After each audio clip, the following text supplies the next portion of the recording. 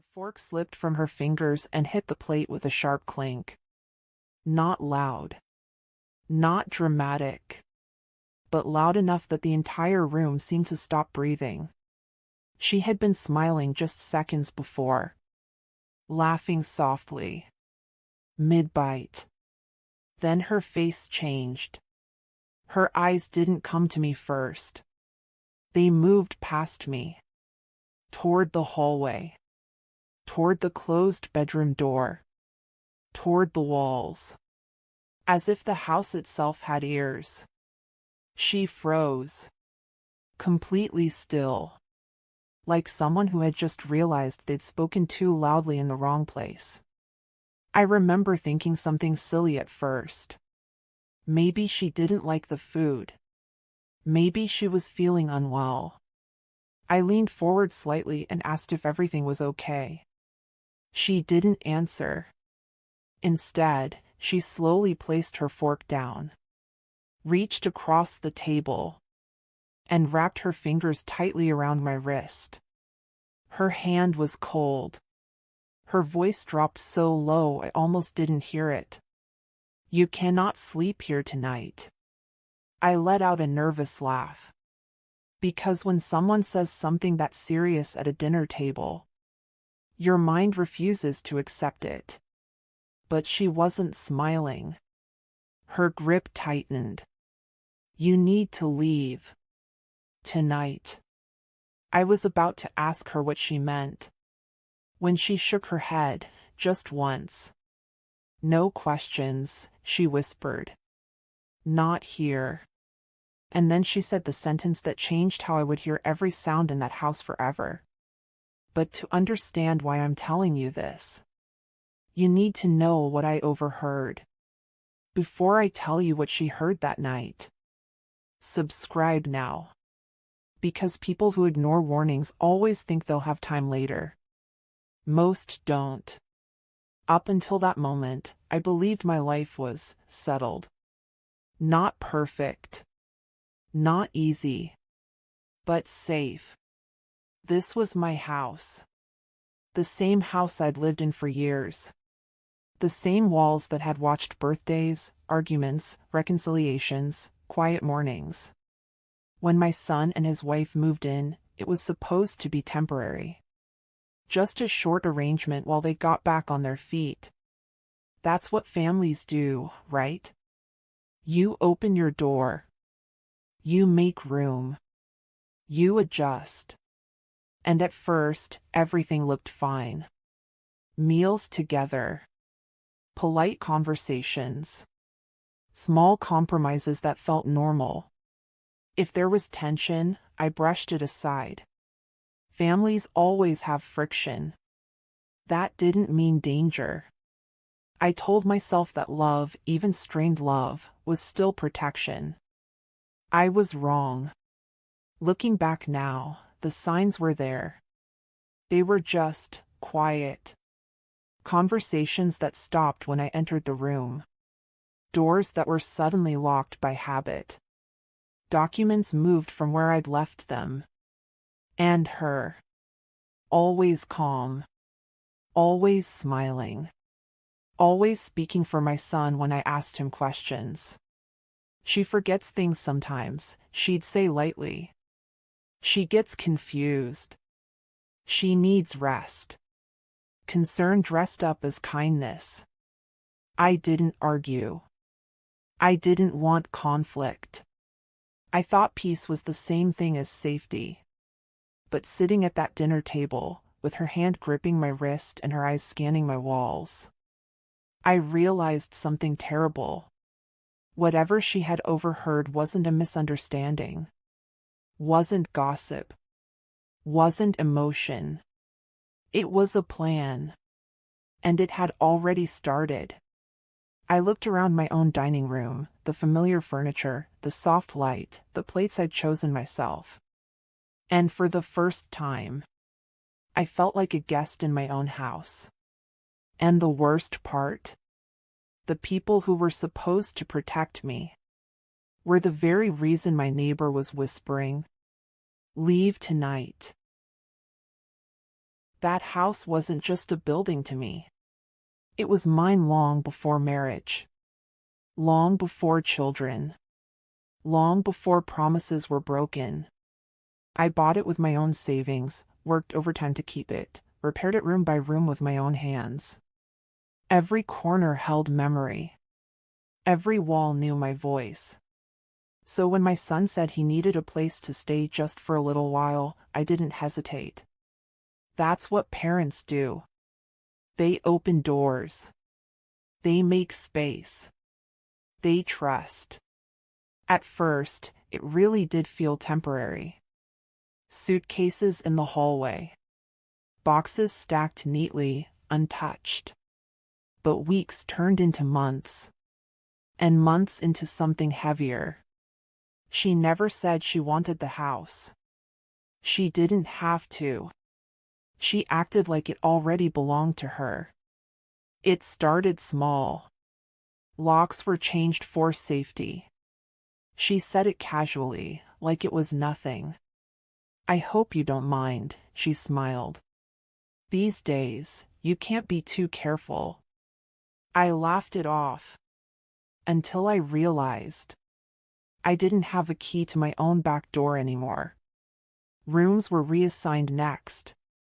The spare room where I kept old photos turned into an office. Without asking. The cabinet where I stored important papers suddenly too cluttered. I'll organize it for you, she said sweetly. Your memory isn't what it used to be. Food became controlled. Salt was bad for my heart. Sugar was dangerous at my age. Portions were reduced without discussion. I'm just worried about you, she'd say. Always concern. Always care. But somehow, I was always the one giving things up. She never raised her voice. That was the clever part. She planted ideas instead. Quietly. Patiently. Relentlessly. I'd walk into a room and conversation would stop mid-sentence. When I asked what they were talking about, she'd smile and say, "Oh, nothing important. Just things that might confuse you." She spoke about me while I was standing right there. And when my son hesitated, when he looked unsure, she'd touch his arm. "She's tired," she'd whisper. "She forgets things. She doesn't mean to be difficult." At first, I laughed. Then I corrected myself. Then I stopped correcting anyone at all. Because after a while, when enough people suggest you're unstable, you start checking your own memories. Did I really leave that door open? Did I already ask that question? Did I misplace those papers, or did someone move them? I began writing notes to myself. Not because I was forgetful, but because I was afraid of being wrong. That's how control works. It doesn't break you all at once. It makes you doubt yourself until you hand your power away willingly. My son changed too. He avoided my eyes. Answered questions with shrugs. Let her speak for him. Once, I overheard her say it plainly. She can't live alone forever. We'll have to decide what's best. We. Not him. Not me. Her. I wanted to scream. To demand my space back. But every time I opened my mouth, she'd sigh softly. "See," she'd say to him. "This is what I mean." And slowly, terrifyingly, I began to wonder if maybe she was right. Maybe I was becoming a burden. Maybe this wasn't my house anymore. Maybe I was just in the way. And that's the most dangerous place to be. Because once someone convinces you that you don't belong, they can do anything next. And you'll blame yourself for it. I never noticed her at first. She was always there, of course, living next door, polite but quiet, keeping to herself. Mrs. Isolde Crane, everyone called her. Her presence was like a shadow, soft, unobtrusive, but you knew she noticed everything. The way the mail was stacked. The way the curtains were left slightly open. The way my daughter-in-law's laughter sometimes sounded too sharp, too rehearsed. Mrs. Crane had no reason to lie. She didn't know my family well. She didn't owe anyone anything. Her reputation in the neighborhood was flawless, observant, neutral, precise. Neighbors often joked she could see through walls. Sometimes, she would help watch the house when I went out for errands. She'd water plants, pick up packages, or just sit quietly on her porch, book in hand, eyes always scanning, always attentive. I thought of her as merely helpful. I never imagined she would become my only lifeline. It was a Thursday afternoon. I had gone to the market, just a couple of hours. My son and his wife were home. The house seemed quiet when I left. Nothing felt unusual. Mrs. Crane stayed nearby, as usual. I waved to her from the car. She nodded, as though she already knew my errands would take longer than expected. That afternoon stretched endlessly. The streets were unusually still. Even the wind seemed to hesitate in the trees. When I returned, the house felt different. I opened the door, expecting the normal sounds of dinner preparation, chatter, footsteps in the hall. But there was silence. Too thick. Too heavy. I called out my son's name. No answer. I checked the kitchen. Empty. I froze. And then I heard her voice, soft, almost trembling, behind me. You need to leave tonight. It wasn't loud. It didn't have to be. Every nerve in my body told me she wasn't exaggerating. Her eyes darted to the hallway, then to the living room. She whispered again. They're planning something. You can't stay here. Not for another hour. My heart stopped. My mind spun. What could she have possibly seen or heard that made her speak like that? I wanted to argue. I wanted to stay. But her face, pale and earnest, stopped every word before it left my lips. For the first time, I realized someone had been watching more closely than I ever imagined. Someone had noticed what I could not. Someone had heard the truth before I even knew it myself. I decided to invite Mrs. Crane over for dinner that evening. It felt ordinary enough, simple, familiar, comforting. I wanted someone to talk to, someone outside the family who could see things clearly.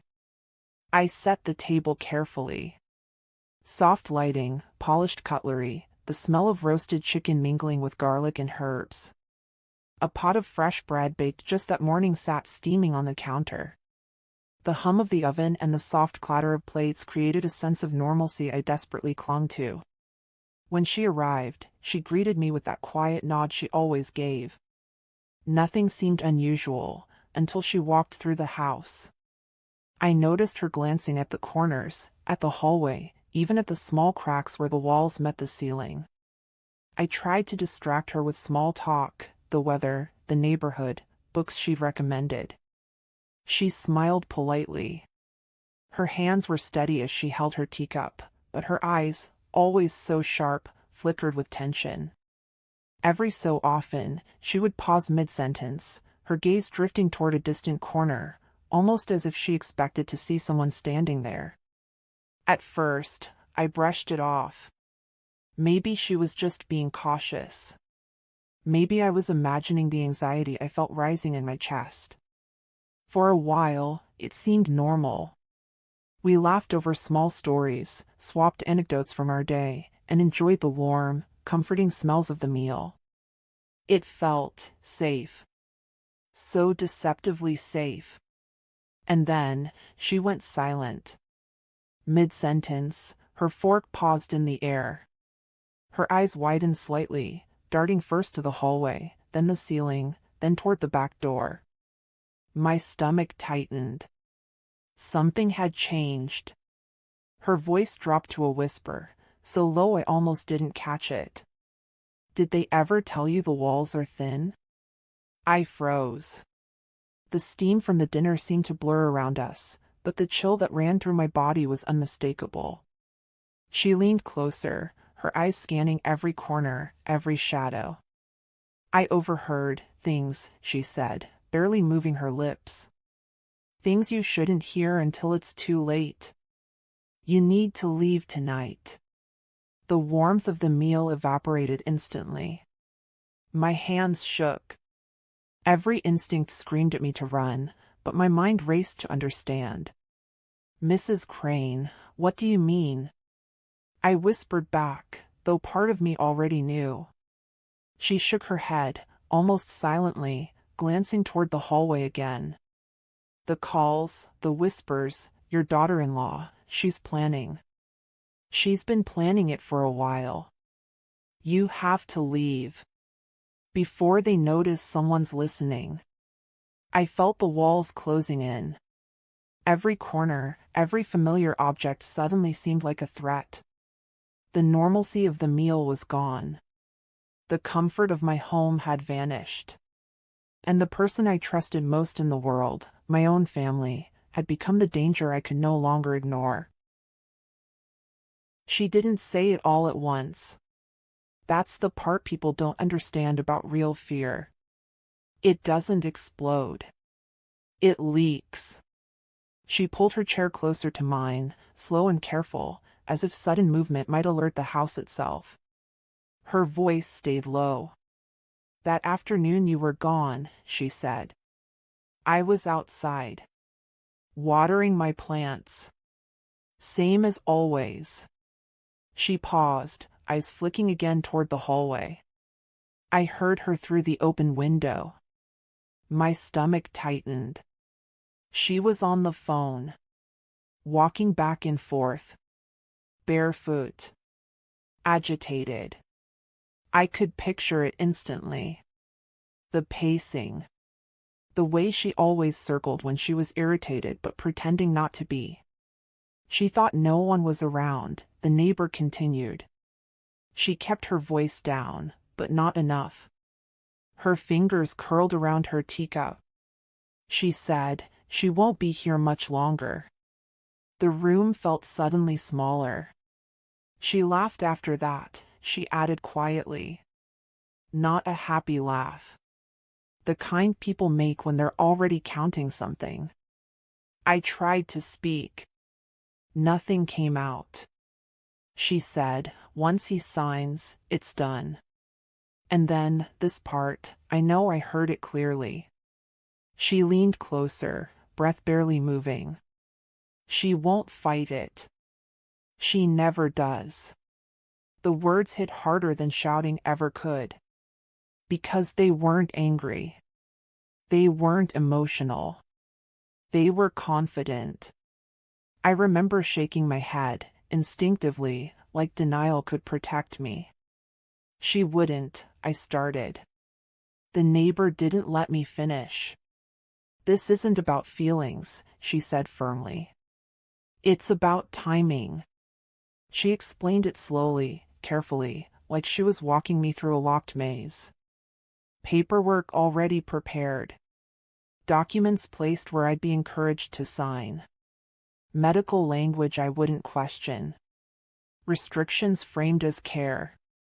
She mentioned medication, the neighbor added. Something about keeping you calm. Compliant. My throat tightened. She said everything was already moving. That all that was left was patience. Then she reached across the table and grabbed my hand. Her grip was strong. Urgent. You don't understand, she whispered. This isn't emotional. It's procedural. That word echoed in my head. Procedural. Steps. Checklists. Processes. Not rage. Not revenge. Replacement. I looked around my kitchen, the table, the chairs, the hallway I'd walked 1,000 times. And for the first time, I understood the truth.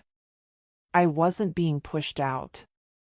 If you feel the chill crawling up your spine right now, and you don't subscribe, ask yourself, what if this warning came too late for you too?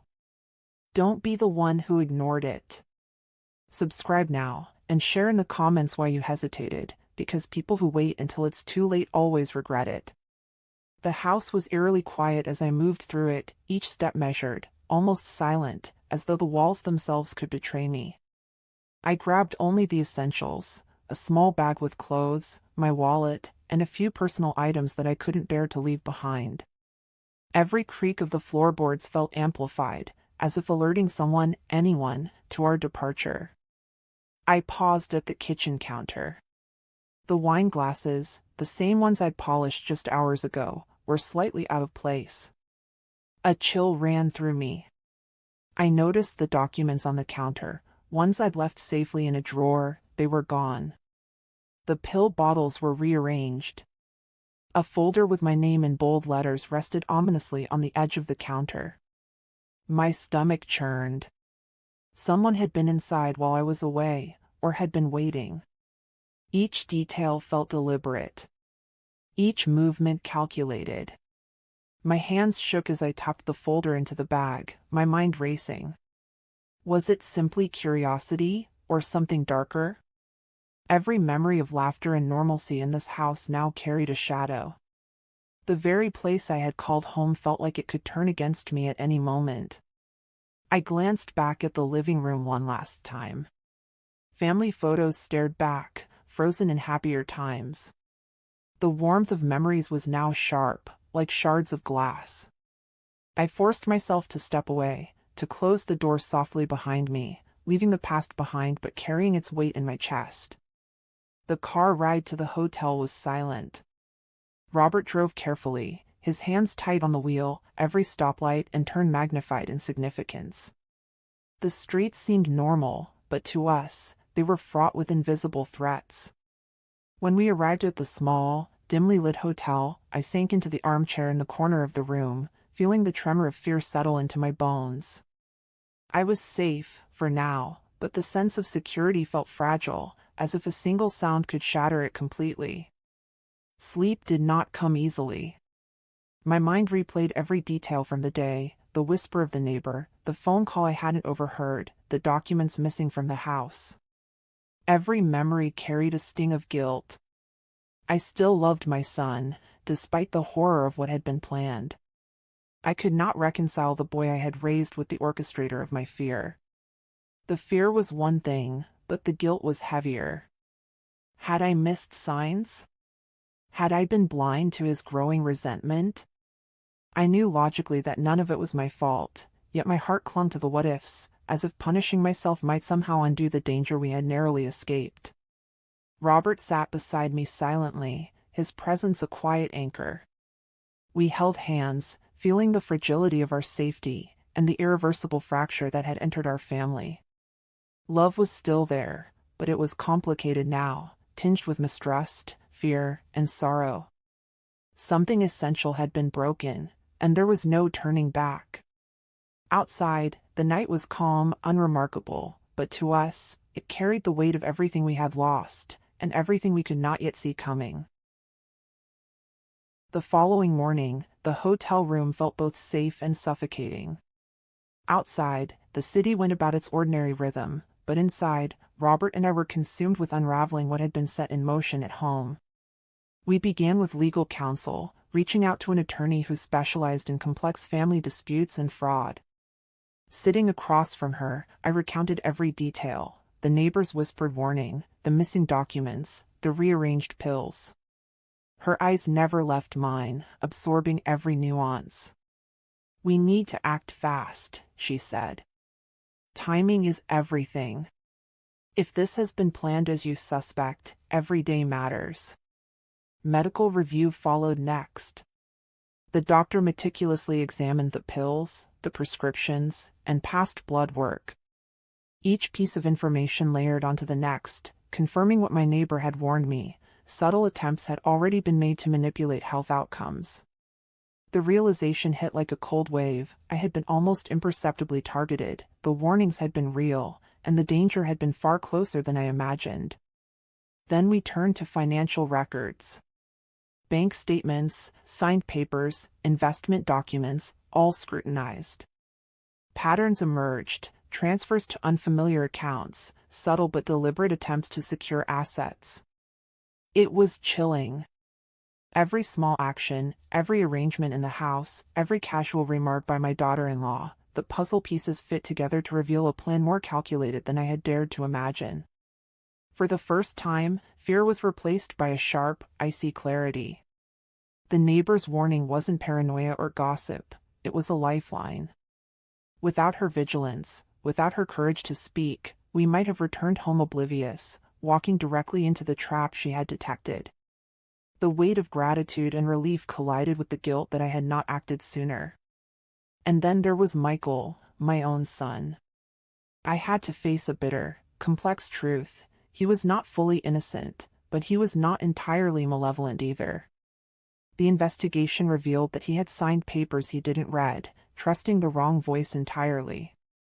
Subtle manipulations by his wife had led him down a path he barely recognized himself as walking. Each signature, each nod of agreement, each casual conversation he had dismissed as routine now appeared to be a step deeper into a scheme that was both shocking and horrifying. He was complicit, yes, but deceived, too.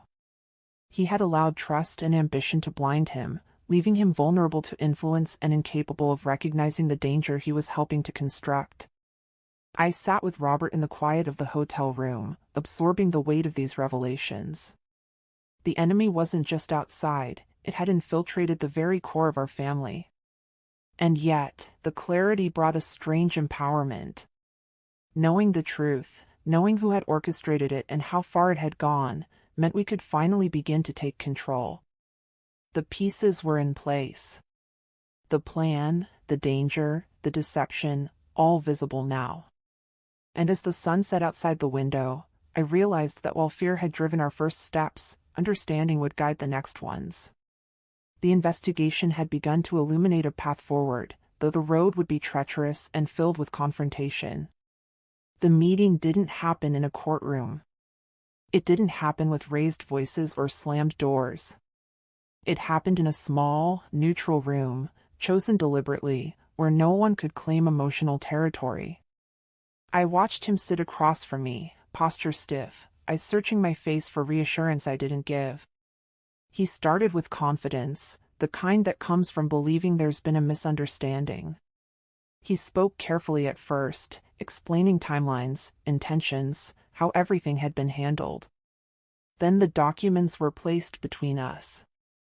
One by one. No commentary. No accusations. The silence did the work. His fingers hovered over the pages. I could see the moment recognition began, not understanding, but discomfort. He skimmed. Then reread. Then slowed down. The room felt smaller with every second that passed. I didn't know, he said finally. Not loudly. Not convincingly. The legal language told a different story. The medical notes told another.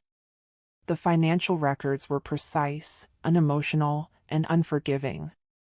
Dates. Signatures. Instructions. All aligned too cleanly to be coincidence. His breathing changed. That shallow inhale people take when they realize the ground beneath them isn't solid anymore. First came denial. There has to be another explanation. Then bargaining. Maybe this was just precautionary. Then shame, quiet, corrosive. He stopped looking at me altogether. I didn't interrupt. I didn't rush him. Because this wasn't about proving anything anymore. This was about letting the truth arrive on its own terms. When it finally did, it left him hollowed out. He folded inward, elbows on his knees, face in his hands. No tears at first, just stillness. The kind that comes when someone realizes they weren't just wrong, they were used. I trusted her, he said. Not as a defense. As a confession. And in that moment, I understood something devastating. He hadn't just failed to protect me. He had failed to protect himself. The silence that followed wasn't anger. It was mourning. When she entered, she already knew this wasn't going to go the way she planned. She didn't ask how I was. She didn't ask why we were there. She looked at the documents on the table and smiled thinly, as if recognizing old friends. No one raised their voice. No one needed to. The evidence was laid out calmly.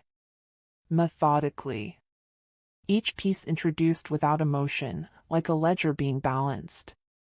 Medical notes. Financial maneuvers. Legal contingencies. Each one answering questions she never asked aloud. She didn't deny it. That was the most chilling part. Instead, she reframed it. She leaned back and crossed her arms, her voice steady, almost gentle. She spoke about responsibility.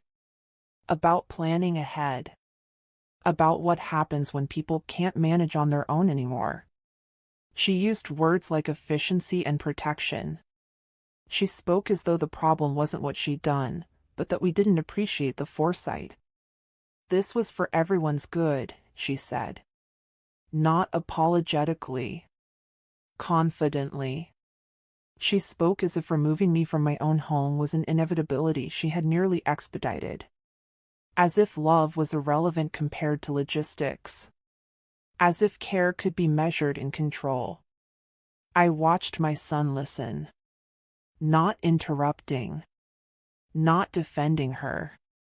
That was when she faltered, not because of the evidence, but because of his silence. She tried to pivot. Tried to soften. Tried to make it sound like sacrifice. But the room had already shifted. The truth didn't need embellishment. It didn't need anger. It had weight all on its own. And when the meeting ended, no one felt victorious. There was no catharsis, only the quiet understanding that some betrayals don't explode, they erode. If you're still watching and haven't subscribed, ask yourself why. Some people watch warnings just to feel safe. Others subscribe because they don't want to ignore them. We left the small neutral room in silence. No triumph. No celebration. Just the hollow weight of what had been revealed. The legal process began quietly but efficiently. Letters, hearings, and formal notifications replaced the emotional chaos. Boundaries were drawn with precision, restraining orders, power of attorney revisions, and changes to every account or property previously exposed. Every precaution meant to protect us felt like a small victory against months of manipulation, yet it couldn't erase the emotional erosion. The house, once ours, then subtly claimed by her influence, was finally reclaimed. Walking through it, room by room, I noticed the echoes of control she had tried to impose. The living room smelled faintly of the dinners she had poisoned with tension. The kitchen counters still held subtle traces of the battles she waged in silence. Each space carried memories, some beautiful, many now tainted. Silence replaced chaos. It was unsettling, almost unnatural. No clanging doors. No passive-aggressive remarks. No whispered manipulations meant to erode confidence. Just quiet. A quiet that felt heavier than any shouting. I found myself sitting in the living room for hours, running my fingers over familiar surfaces. The sofa where I had read stories to my grandchildren. the table where meals had been shared. Everything familiar, yet everything slightly alien now. The realization sank in that safety had returned, but innocence had not. We tried to rebuild routines. Meals were calmer, conversations measured. My son and his wife were legally disentangled from our lives. He could not enter the home without formal notice. She had been removed entirely. Yet even as the doors were secured and locks changed, the memory of her presence lingered. It wasn't fear of her returning, it was the knowledge of what could have happened if my neighbor hadn't intervened. I caught myself replaying the evening in my mind, over and over. Her words, the tone in her voice, the urgency. It could have been dismissed as paranoia, but the proof had been undeniable. The chilling thought that someone we had trusted, someone so close, could orchestrate such control over our lives left a lingering unease. Then one afternoon, the neighbor, Mrs. Gloria, came by for a final visit. She had always been quiet, observing from the periphery, but her presence carried weight. She sat in the sunlit kitchen, fingers wrapped around a cup of tea. She looked at me directly, her gaze unwavering. "I almost didn't tell you," she said, her voice low, deliberate. I felt my stomach tighten. "Why?" I asked. She shrugged slightly, as though the truth itself was heavy. "Because some people don't want to believe what they hear until it's too late. They think it's gossip, imagination, paranoia." I swallowed, the memories flooding back. "But some silence," she continued, leaning forward, "is violence." Her words settled over me like a weight I couldn't lift. Silence had protected her, but if she had stayed silent, it would have allowed harm to reach us. It was both a warning and a lesson. Vigilance is not just caution, it's survival. We both sat there, letting the words linger. No other conversation could erase their weight. It was a strange kind of closure, relief tinged with permanent awareness. I realized that life after betrayal is not about revenge or anger. It is about understanding, boundaries, and the quiet knowledge that some threats are only stopped because someone else decided to act. That evening, I returned to my bedroom, looking around the home I had fought to reclaim. The furniture, the walls, the photographs, they were the same, yet nothing would ever feel entirely the same. The betrayal had rewritten the narrative of our lives. And yet, there was something fragile, almost imperceptible, at the edges of my mind, a reminder that, despite everything, the choice to live fully, to protect what matters, and to value the right voices over the wrong ones remained. The neighbor had saved more than our lives. She had reminded us that survival is not passive. That sometimes the difference between danger and safety is simply acknowledging the truth when it whispers, not when it screams. We never forgot her warning. And sometimes, late at night, I still hear her words echoing. Some silence is violence.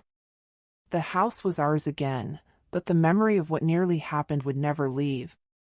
As the days passed and life tried to settle into a quieter rhythm, I couldn't shake a gnawing thought that had crept into my mind. Something about Emily, the daughter-in-law, didn't feel new. It wasn't just the betrayal, or the poison, or the meticulous way she had manipulated the household. It was something older, something that connected to the past. While going through some old family letters and records I had kept in a locked drawer, I stumbled across a note from my late aunt, who had passed away under what had always been called mysterious circumstances. At the time, everyone shrugged it off: age, illness, coincidence, but reading it now, the phrasing made my blood run cold. She warned me, but I thought she was paranoid. One line read. Another, she is not who she seems. Guard what you hold dear.